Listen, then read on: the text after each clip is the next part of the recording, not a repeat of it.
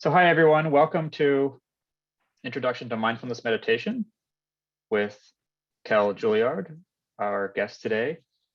This event is sponsored by the CUNY School of Public Health Graduate Student Government Association. My name is Colin DeVries, and I'm a certificate senator with the GSGA. And we wanted to put this event together just to introduce a new way for students to de-stress, sort of recenter themselves, learn a new method of finding peace during this stressful end of the semester time that we're in. So let me just say a little bit about Kel. Kel is certified by the International Mindfulness Teachers Association. And Kel has taught mindfulness skills to health professionals and the public since 2010. He's the author of 3 peer-reviewed research studies on mindfulness in the healthcare workplace. He has taught in a variety of settings, including the Garrison Institute, the Kripalu Center for Yoga and Health, and the Omega Institute for Holistic Studies, as well as in New York City, Chicago, Montreal, Boston, and Philly. In addition, he teaches mindfulness for Harvard Pilgrim Healthcare and is trained as a facilitator for the Eat Right Now mindful eating program. He holds a master's degree in expressive therapy from the University of Louisville, and served as a psychotherapist in the chemical dependency field. He formerly was a director of clinical research at the Family Health Centers at NYU Langone in Brooklyn, where I also worked, and where he taught mindfulness skills to employees, including myself. And that's one of the ways that Kel and I connected when we worked together at NYU Langone. So I'm really excited to have him join us today and teach us about mindfulness. So Kel, I'll let you take it away. Thank you so much, Colin. It's really an honor and a pleasure to be with you all today. And I want to emphasize from the beginning that this workshop is for you. So I really want you to feel free to ask tough questions, whatever is on your mind, and really to bring your whole selves authentically and without filter to this experience. We have an hour to explore this together, and it really is information that can deeply touch us in our minds and hearts. So feel free to participate, raise your virtual hand, unmute yourself and just ask a question, or put a question or a comment in the chat. Any of those would be just fine. So I'm going to share slides and we'll get started with the presentation. So the first and most important point that I want to make is that well-being is a skill.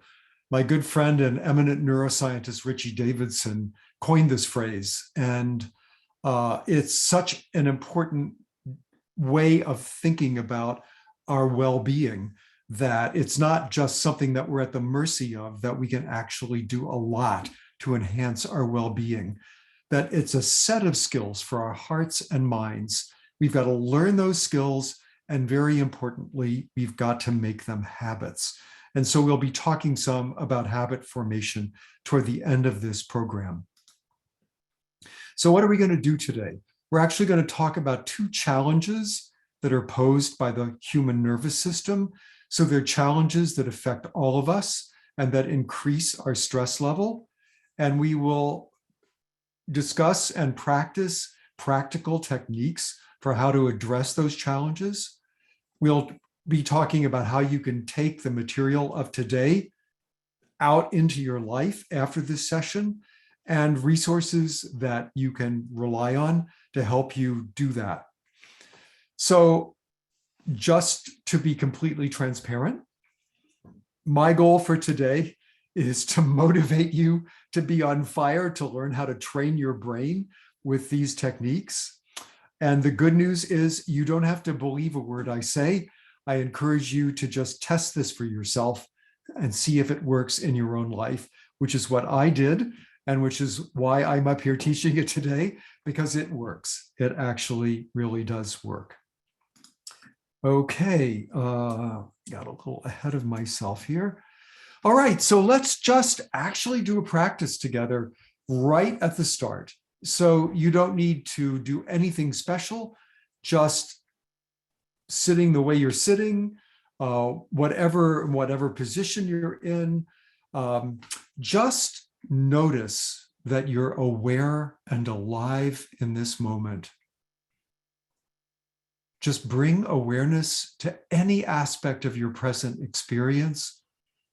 It could be how you feel in this moment, what's going on around you, the sound of my voice, it doesn't matter. Just whatever is present, just noticing that that is taking place in your awareness, and that your awareness is ordinary. It's just what it always is. It's always with us. We can't create it or destroy it. It's the space in which our lives unfold. So just take a moment to notice what's going on in your awareness right now.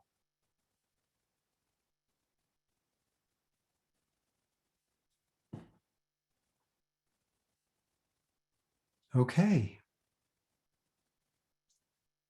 And now take a moment to notice, do you feel any differently than you did a minute ago before I asked you to simply notice your present moment experience? Do you feel any different at all?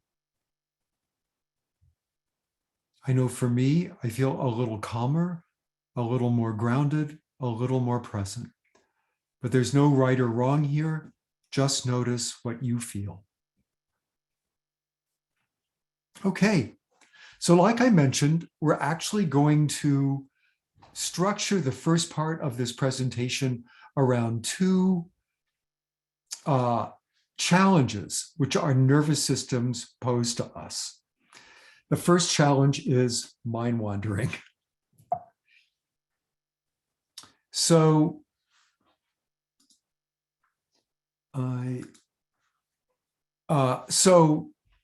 let's talk a little bit about what mind wandering is. From a neuroscience point of view, it's an activation of a part of our brain that neuroscientists call the default mode network. It's just like the default on your computer. It's what you go back to when nothing else is happening. So researchers, when they first put people into the fMRI scanners that give us real-time pictures of the activity of our brains, the researchers would say, just relax, don't think about anything in particular. But the fMRI scan results showed that a lot was going on in those moments. And that was the default mode network in action. So it's active when you're not focused on anything in particular in the outside world and your brain is just at wakeful rest. It's called daydreaming or mind wandering. And typically we're thinking about ourselves. It's self-referential. We're either ruminating on the past or anticipating the future. So there's a very interesting and powerful study that investigated the default mode network, mind wandering.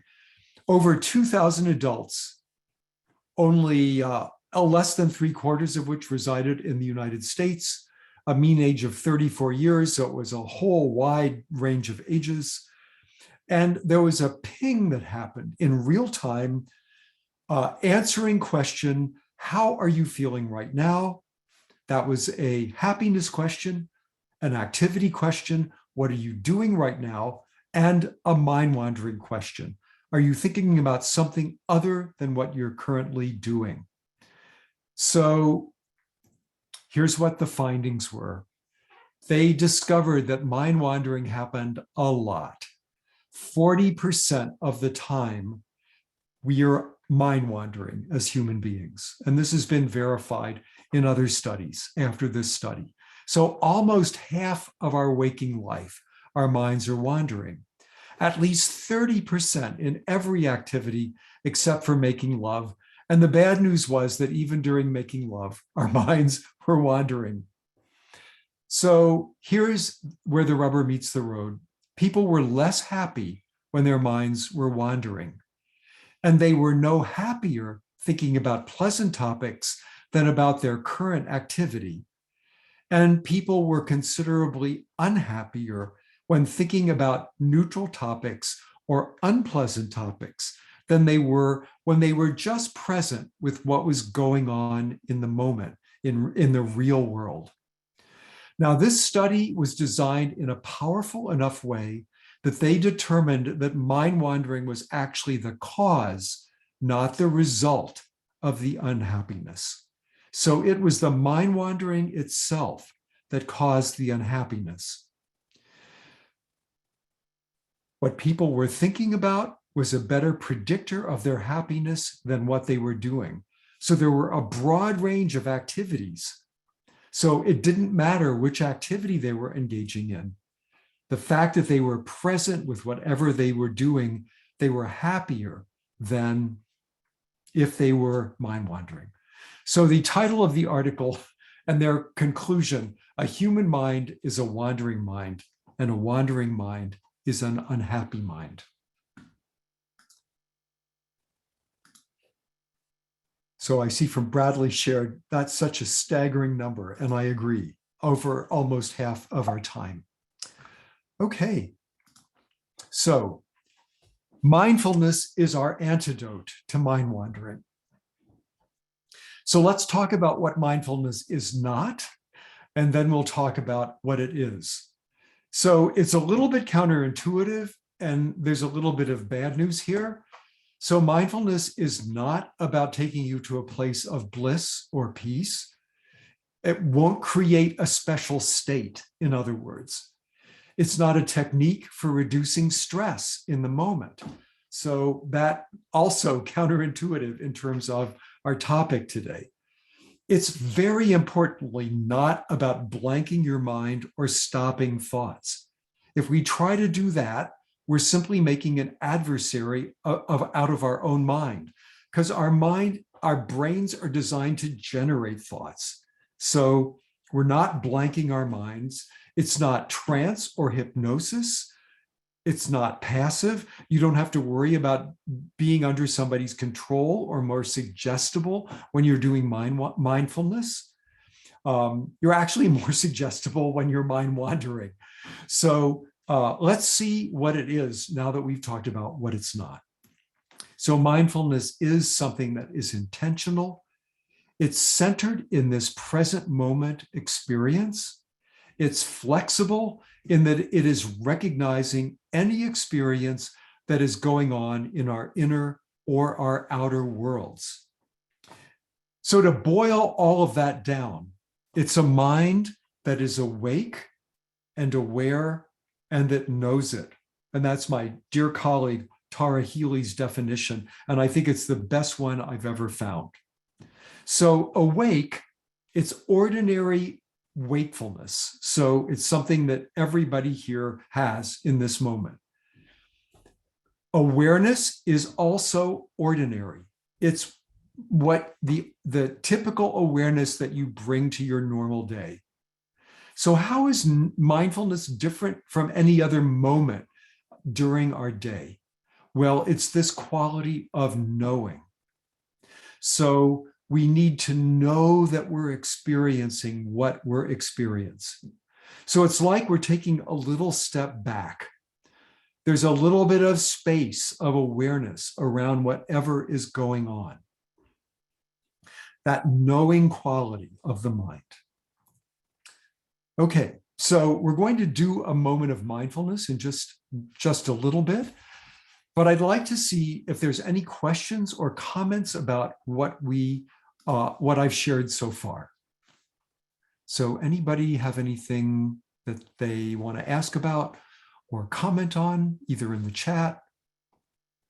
I see Doris said she really likes that definition. It's so simple and so actually powerful. Awake, that you're awake and aware and that you know it. That knowing quality is what really distinguishes mindfulness. Okay, well, again, feel free to unmute yourselves or raise your virtual hand. if you want to say anything or ask a question. So I'm going to go back to sharing my screen. And we're going to do what I'm calling a mindfulness moment now. And I'm going to guide us through this. And I'm actually going to put what I'm doing on the screen for those of you that like to read and reinforce what we're doing. But please feel free not to look at your screens and just listen. So I'm going to be giving you some options as we go through. When we practice mindfulness intentionally, we could say formally, there's a posture that enables us to be more present and more alert. And that is having your spine comfortably upright and your body relaxed. So the upright spine fosters alertness just by that very position. But it also helps us breathe in a full and yet natural and normal way. If you slump down in your chair, it collapses your lungs and you get less oxygen to your brain. So we want a posture that supports alertness and yet feels good. And that's why we want to bring as much relaxation as we can to this posture. Now, let's talk about eyes for a moment. Try closing your eyes and just notice what that feels like for you. Now try gently opening your eyes and letting your gaze be softly either looking directly out or down to a spot a few feet in front of you. But you want your gaze to be relaxed if you have your eyes open. Relaxed, easy, and natural. So see what that feels like and do whatever feels most comfortable for you. So with eyes open or closed, as is most comfortable, bring awareness to the sensations of your breath. So you can feel your breath moving in and out of your nostrils. The air is cool coming in and warmer going out. We're not attempting to control our breathing in any way. We're just letting the breath flow naturally, just like it has all day long. Now, for some of us, once we bring awareness to our breathing, it's a little hard not to control it. That's okay. Don't worry about that. Just hold the intention to relax and release and let it go on its own. It's a little bit like riding a bicycle, learning to let our breath come and go on its own while we pay attention to it. So again, just notice that feeling of the breath coming in and out of your nostrils.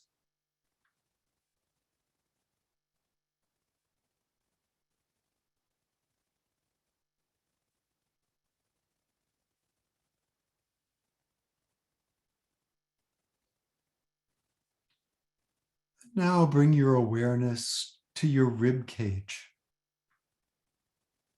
How your ribs expand and contract as the breath moves naturally in its own rhythm.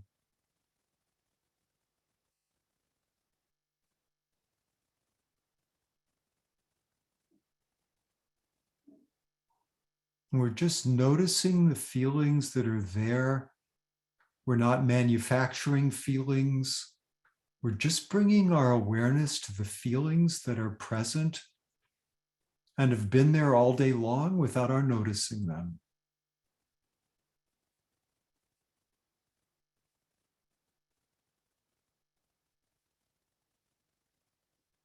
So now bring awareness to the feelings in your belly, right below your rib cage.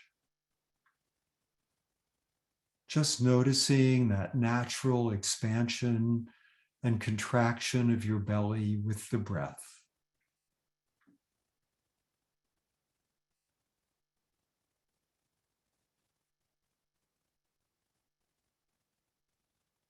Again, you're just noticing the movement that's already there and the sensations that are just naturally present in your belly.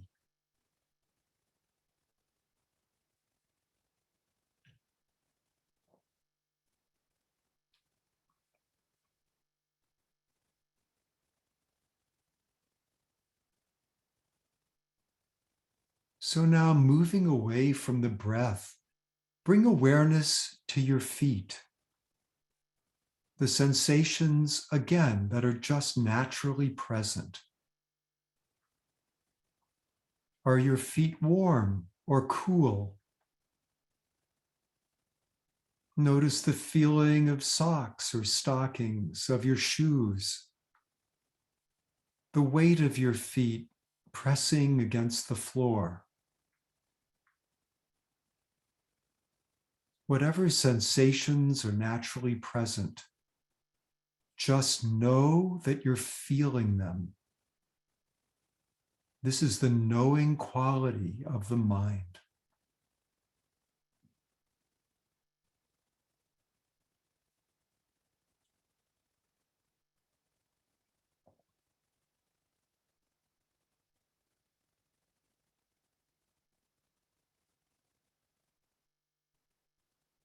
Now bring your awareness to your hands. Again, are they warm or cool? Is there any tingling present?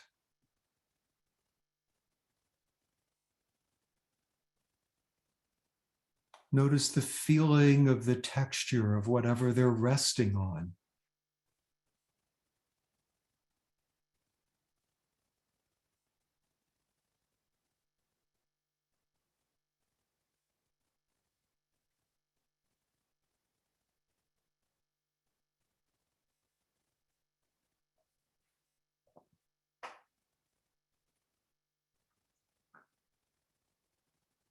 Now moving to a different sense, bring awareness to any sounds that are present in your environment. Just know that you're hearing them. The sound of my voice, the sound of traffic, the sound of your breath.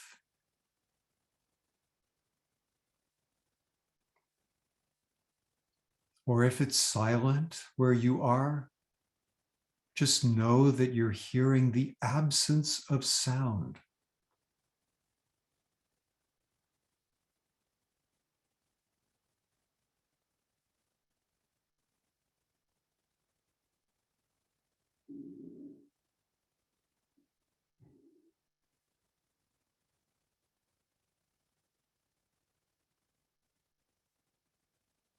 Try gently opening your eyes now and find a shape or a color in the room. And just know that you're seeing that shape or that color. Let your gaze be natural and relaxed. You don't have to stare fixedly. You don't have to think about the object or name it in any way. Just know that you're seeing the color or the shape of whatever you've chosen to look at.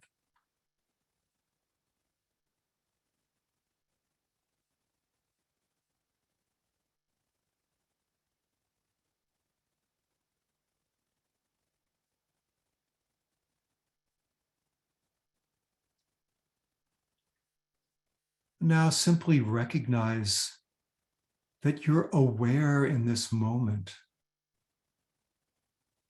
You also know that you're aware.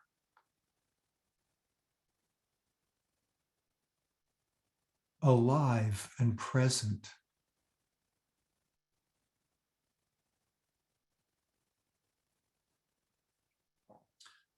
And we'll take a few more seconds for you to bring your awareness to whatever of the focuses that we used today that you liked the best. Whether that was sound or your breath or color or feeling your feet, just whatever you liked the best, bring your awareness to that. Just know that you're experiencing it.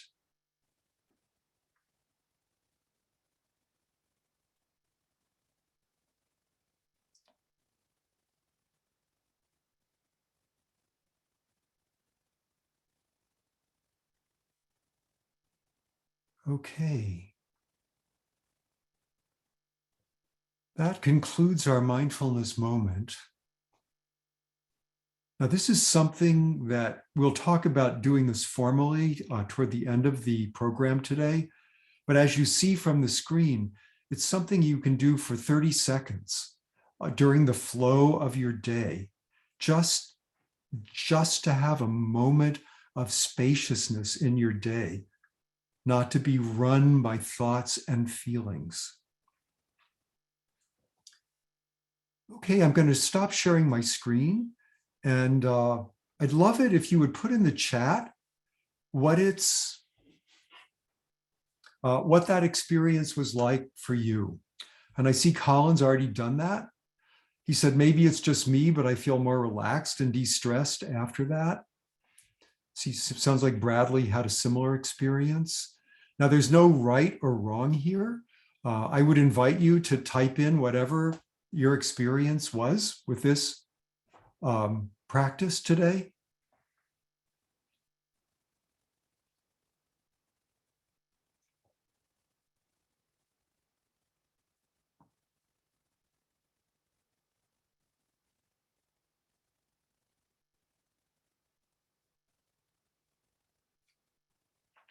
And while you're doing that, I'll just mention that along with what mindfulness is not, the points that we covered about what mindfulness is not, that it's not about creating a special state. And you won't always have a feeling of relaxation, because sometimes what's going on in the inner or the outer world isn't very pleasant. And part of why I'm going to be encouraging you to get more training in this after this session is because when unpleasant things arise, there are very specific things that we can do that are incredibly helpful. But I'm happy to read that for many of you, this was empowering, mellowing, that some tension relaxed and let go. So great. Really, really glad to hear that. But again, there's no right or wrong answer here. Okay, so I'm going to share my screen again and talk a little bit about the window of tolerance. So the window of tolerance is that feeling of basically being okay. And part of why I encouraged you to see, does eyes closed feel better? Does eyes open feel better? You always want to be monitoring what helps you create or come to that feeling of okayness. Above the window of tolerance is agitation. So we can feel when we're becoming more agitated and we're moving up and out of our window of tolerance. At the lower point of the window of tolerance is a feeling of being checked out, numb, dissociated, like we're kind of in a fog and we're sort of disconnected from what's going on. And when we practice mindfulness and really in our lives, we want to stay as much as possible in this place of being okay, neither agitated nor numb. And so we want to go about our mindfulness practice in a way that supports this window of tolerance. So if focusing on the breath or body sensations brings up more agitation or makes you feel numb, then by all means, open your eyes, focus on something different, like sound, like visual objects, that is just as much mindfulness as focusing on the breath. So I want you to feel like you have choices here in how you work with your present moment experience to cultivate and widen and stay within that window of tolerance. Your window may be big or little depending on the day, what happened at home that morning, what's going on at school or at work or in your community. But we want it to be as big as possible so we can handle whatever comes up skillfully. And the mindfulness moment that we just walked through, if you do that for 30 seconds, that can often help you deal more skillfully with what's going on in your present moment experience. Okay, let's talk a little bit about neuroplasticity, because it's what really makes this practice of mindfulness, the regular practice of mindfulness, so powerful. It's actually a hack to the challenges of our brain if we positively direct it. So what is neuroplasticity? It's the fact that stress and burnout can be reversed because thousands of new neurons appear every day in our brains. Even in our adult brain, we're generating thousands of new neurons. So in other words, there's a plastic, changeable quality to our nervous system. Our brain regions can change positively in both size and connectivity because of the way you use your own mind. And there's a lot of research now that has established that mindfulness positively affects the actual structure and functioning of our brain. So you want to set up prompts and triggers in your life. A prompt and a trigger is anything that helps you remember to be mindful. It's something that triggers a recognition of awareness. So the idea is you start with simple prompts and that you make them habits. For me, one of my prompts was walking to the restroom, so that when I would get up to take a bathroom break, I would do walking meditation on the way to the restroom. I didn't have to take any extra time out of my day to have a moment of mindfulness.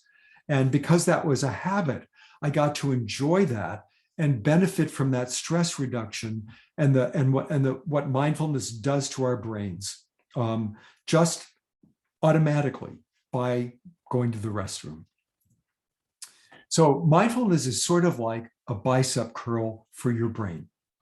Every time we have a moment of mindfulness, you're changing your brain in a small but meaningful way.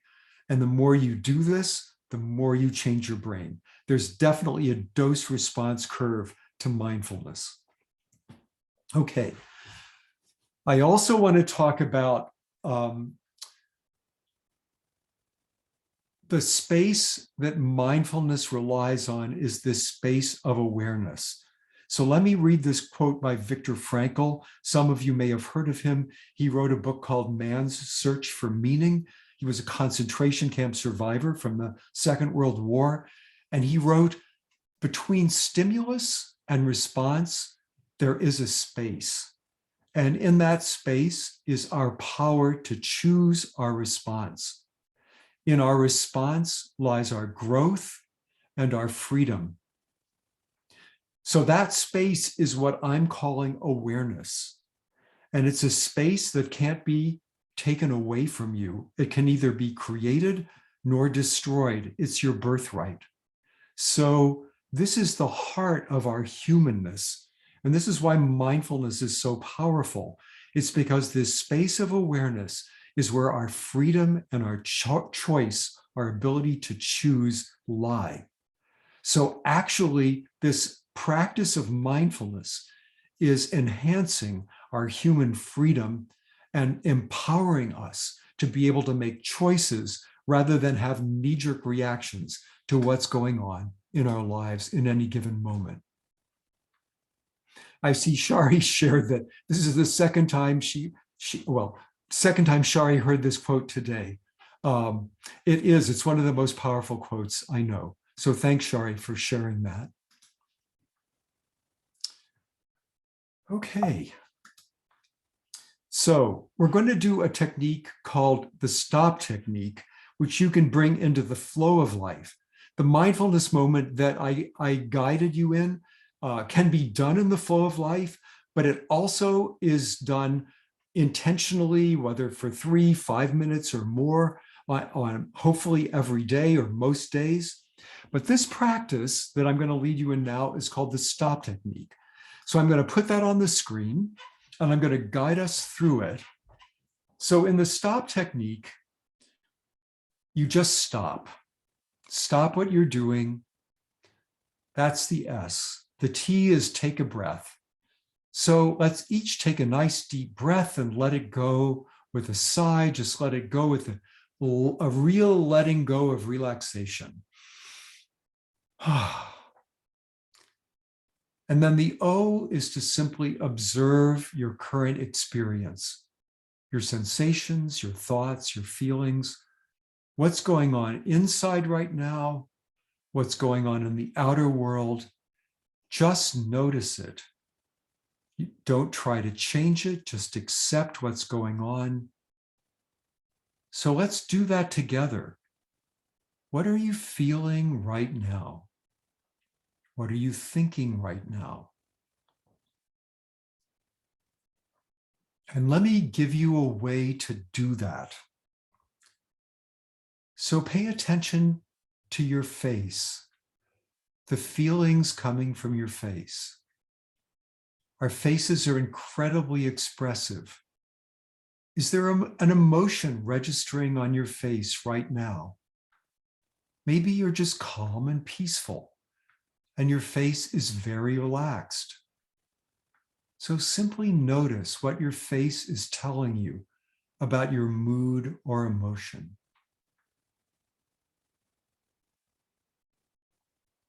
Now notice your neck and your shoulders. Is there any tension there? Are they telling you anything about what mood or emotion you're experiencing? Again, maybe they're relaxed and at ease, so you can tell that you're feeling peaceful right now. Maybe there's some other mood or emotion present. What about your breathing? Is it slow? Is it fast? Is it shallow? Is it deep? Just notice the next couple of breaths.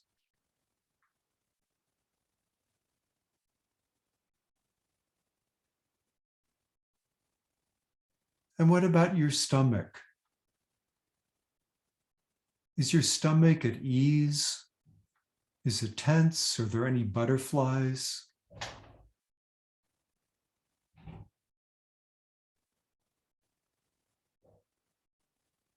So again, you're just noticing your mood or emotion, your thoughts in this moment. And then the P of the stop technique is to proceed with what you're doing or change course. So you can do this stop technique in any moment of your day. Okay, so before we move on to the second challenge of our nervous systems, I'd like to see any comments, any questions. How did those techniques work for you? What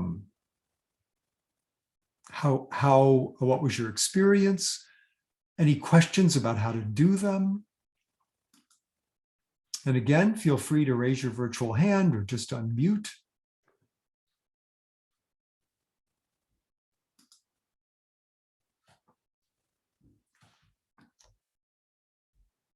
Okay, well, if no questions, let's go on to our second challenge. Aha, I see Doris shared, I feel intentional. And I'm really happy to hear that, Doris, because the idea is that mindfulness is empowering because it connects us with our deepest, most authentic center, a sort of space within us of freedom that is definitely imbued with intentionality. So that's great. Thank you for sharing that. All right, so we'll move on to the second challenge, which is the built-in negativity bias of the brain and the amygdala hijack. So these are two kind of different things, but they really work together. So you can see on the slide, glass half empty. There's also a smoke alarm. The amygdala is the smoke alarm of our brains. And I'll explain that a little more in a few minutes. So Daniel Goleman, who wrote the book Emotional Intelligence, said that fear in evolution has a special prominence. It is crucial for survival more than any other emotion. Before cities, those who didn't respond right away to danger didn't pass on their genes to the next generation.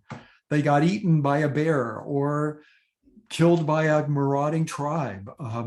So it was very important for our ancestors to pay attention right away to anything fearful in the environment. And that's the job of the amygdala. And the amygdala is actually, we have two of them, one on each side of our brain. They're a part of our emotional brain, and they operate outside of conscious awareness. So the amygdala in every moment is processing all the sensory information that's coming in and filtering that and comparing it with things that have been threatening in the past. And if the amygdala finds something stressful, something threatening, it immediately activates the stress response. So we definitely don't want our amygdalas to be overactive, which for many of us they are, because in spite of the fact that there's not a lot of life-threatening things going on in our environment right now, the amygdala responds to things that are symbolically stressful, like emails or things on Facebook or things on the news, as though they were really present in our environment and really going to threaten our survival. So we need to know things, we need to know techniques for calming our amygdalas down. Okay, so let's look at the, just to reinforce this point about how much of our brains are devoted to processing information outside of our conscious awareness. Every ellipse on this slide is showing an area of the brain that is working outside of our conscious awareness. We can detect errors, we can press keys, we can process numbers, we can recognize faces, we can read, process sounds, fears, values. All of this stuff is going on outside of our conscious awareness all the time.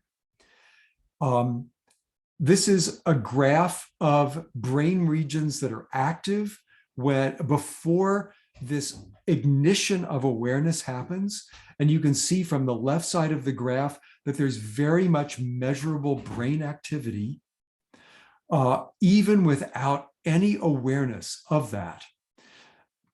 Once that level reaches a certain threshold, we become aware of what's going on. But before that, the activity is very much going on and can even control our thinking and prime us to act in certain ways versus other ways. So to counteract this built-in negativity bias, I'm going to give you an activity called Savoring the Positive. And let's just do this together. So this slide, and by the way, all the practices plus some bonus practices, all the practices we're working with today are in the handouts that you've received. You're getting handouts of resources as well as practices to take into your lives. So in this book, Buddha's Brain by Richard Hanson, there's a practice he gives called Savoring the Positive, which requires savoring any positive experience for at least 20 seconds, because that's what it takes for an experience to go from shorter term memory into longer term memory. So savoring the positive is what enables us to counteract this negativity bias. So what we want to do is we want to begin to build a habit of when something positive happens, to savor it for at least 20 seconds each time, instead of just letting it go by. So I'll guide us through this. What we're going to do is remember something that we really are grateful for, something that we're really happy about in our lives. Maybe it's present with you right now, but maybe you can just call it up from memory. And we're really going to savor that experience and intend and sense that this good experience is really sinking into us. Okay, so I'm going to get my stopwatch set up here.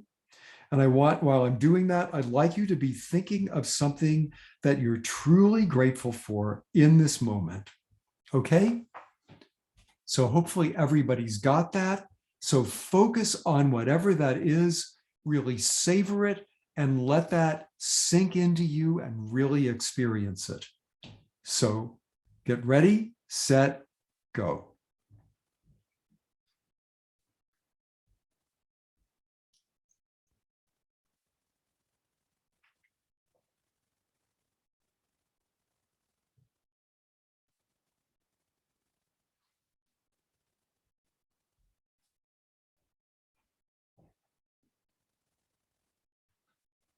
Okay, stop.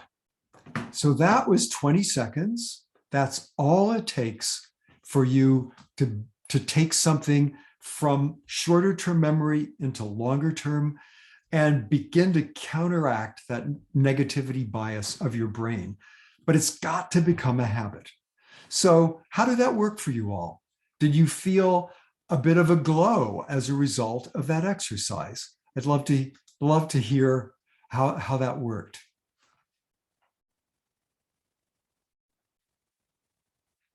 So type in the chat, unmute yourself. See, Colin said it made him smile. I know I definitely felt a warm glow. It's amazing that we don't just do this spontaneously because it feels good. Brandon shared that Brandon had a spark of joy with this.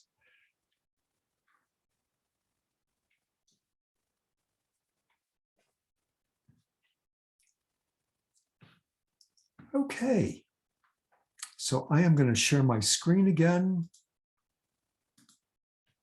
And we will move on to the last major section of this presentation. How do you make habits? And how do you make this a part of your life?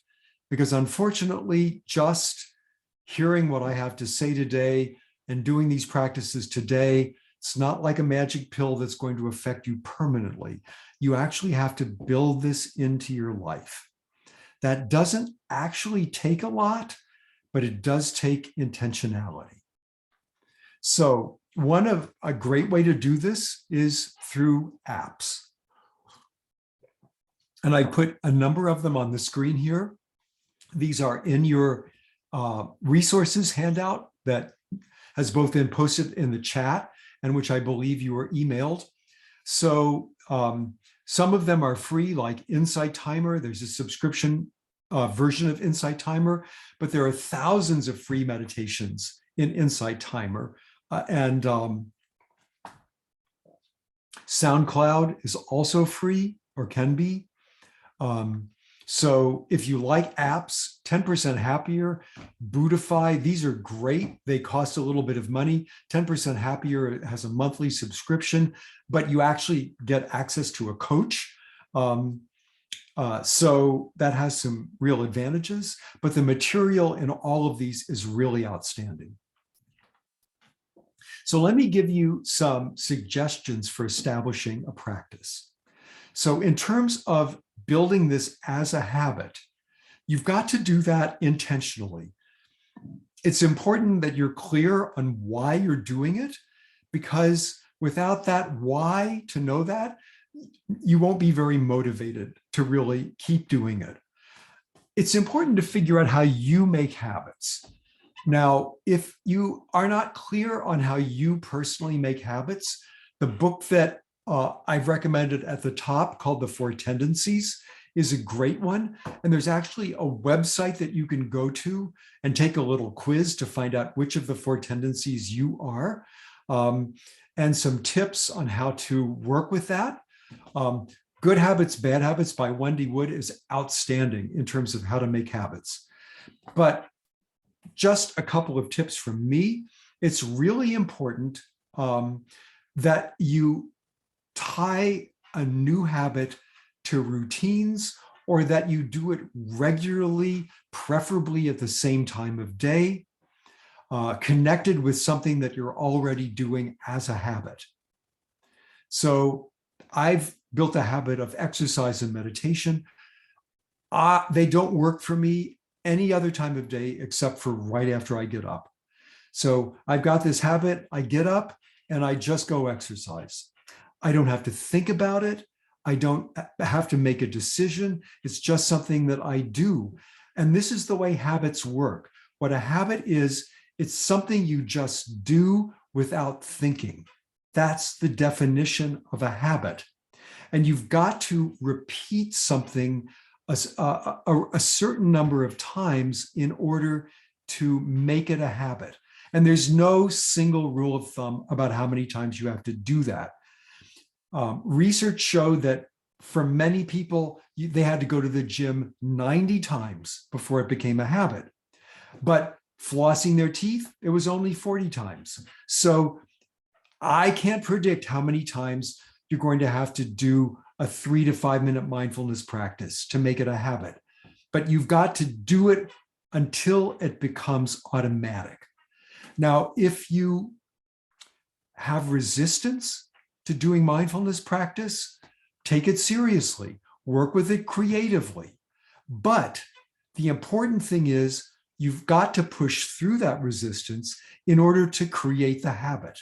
So give it your best shot. What time of day, what other activity you want to pair mindfulness with. And then if resistance comes up, pay attention to it, feel it, but do the mindfulness anyway. Remembering that brain changes take time.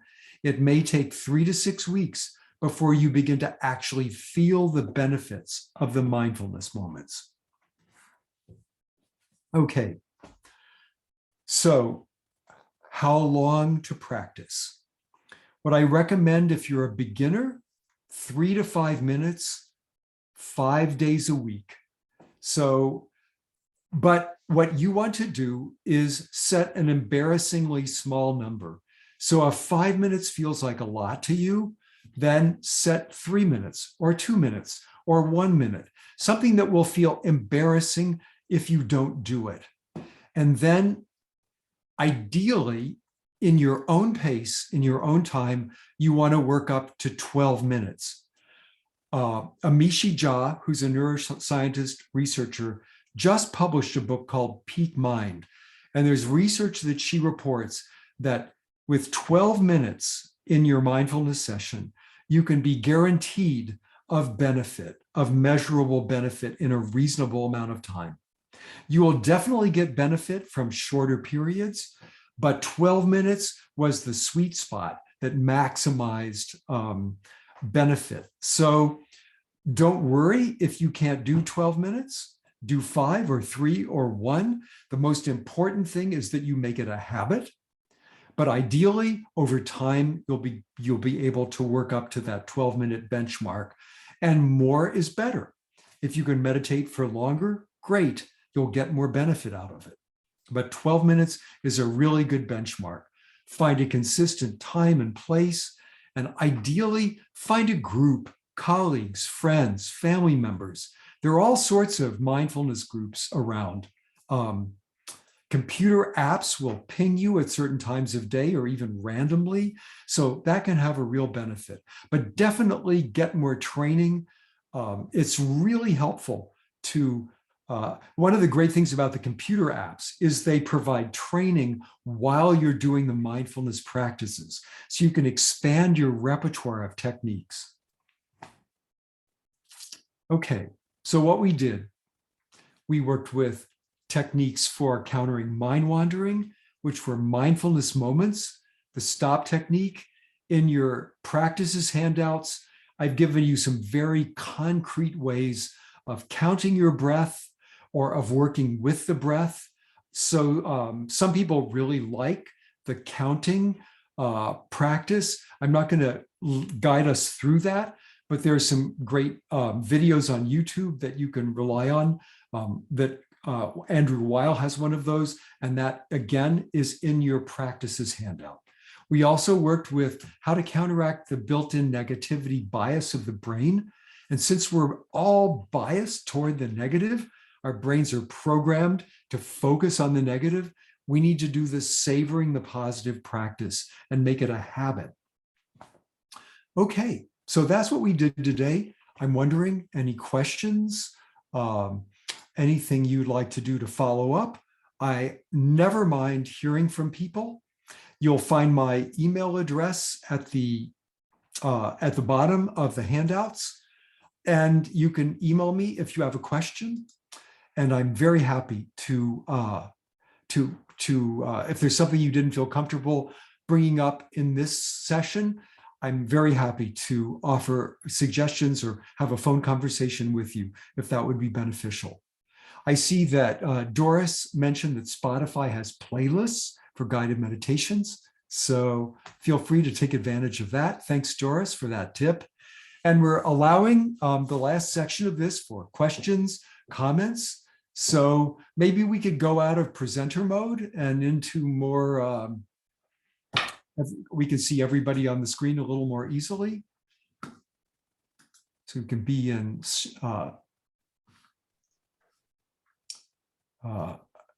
hey, Kel, I'll put it in gallery. Yeah, so be great if you all would turn on your video cameras and well, I just want to say that that was a wonderful session, Kel, and thank you so much for helping guide us through that. That was just I thought it was just wonderful. You're very welcome, Colin. I'm always a pleasure. This has made such a big difference in my life. I'm always happy to share it with folks. So anybody have a question or a comment about how to apply this or anything else? I have a question. I'm actually curious about, because I feel like this needs to be incorporated into workplaces more often. And I'm curious about, and you shared a lot of the data with us today, but I'm curious about maybe arguments that you can use to promote support of this type of work in more corporate settings that are more, traditional, conservative, I would say. And maybe this is like new agey. I don't think it is, but I think it comes up against that critique. And I'm just curious as to if you've heard or experienced that and how you've combated. Well, there's a tremendous amount of research now on mindfulness at work.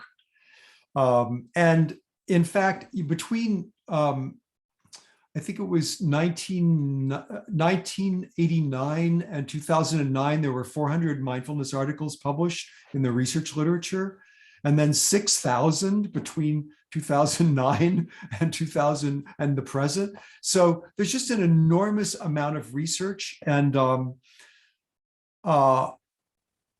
especially on mindfulness improving resilience at work, collegiality, lowering stress. The downside for employees is that we don't want employers to think, oh, I can pile more on now that people are learning mindfulness. The idea is that this is going to be empowering as well as, so that people won't let employers do that. But it definitely promotes physical health, psychological health, relationships, creativity. There's an enormous amount of research, and I can send Colin an article for circulation that's a meta-analysis of hundreds of research studies about the workplace. So I'll send that to Colin. I would greatly appreciate that. Thank you, Kel. That's great. Wonderful.